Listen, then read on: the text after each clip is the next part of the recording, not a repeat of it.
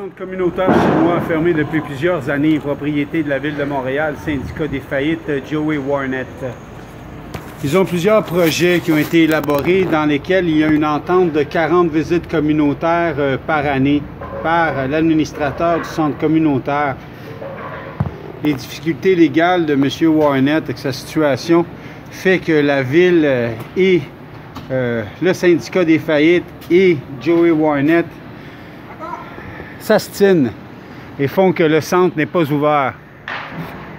Dans le meilleur des intérêts de Chinatown, c'est important d'avoir de 100 à 300 activités communautaires par année au centre communautaire et d'avoir accès à des médecins, des soins dans le contexte de super cliniques. Il y a déjà une pétition de la plupart des gens dans Chinatown qui payent de l'impôt ont déjà signé et il y a plusieurs personnes qui ont déjà été voir le notaire pour pouvoir avoir un condo médical associé au centre communautaire.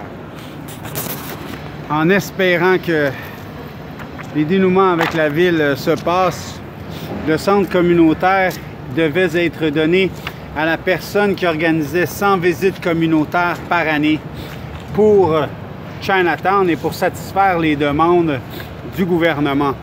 Alors, lorsqu'on donne de l'argent pour ouvrir quelque chose, ce n'est pas pour qu'un particulier le prenne et le privatise.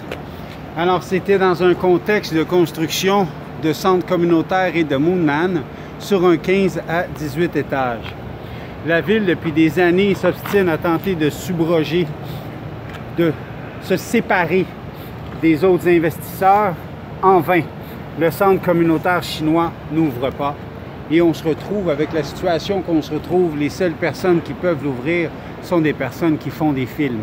Mais les habitants de Chinatown qui souffrent et qui n'ont pas d'argent se retrouvent, eux, par contre, dans une situation où ils ne peuvent pas avoir accès au centre communautaire. En espérant que la nouvelle mairie entende le cri de cœur de Chinatown et réalise que Trudeau et M. Homme ont coupé Chinatown en deux en construisant le centre Guy Favreau, eh bien, ça serait très bien que le génie civil de Chinatown se répare et que les projets qui avaient été acceptés soient réalisés.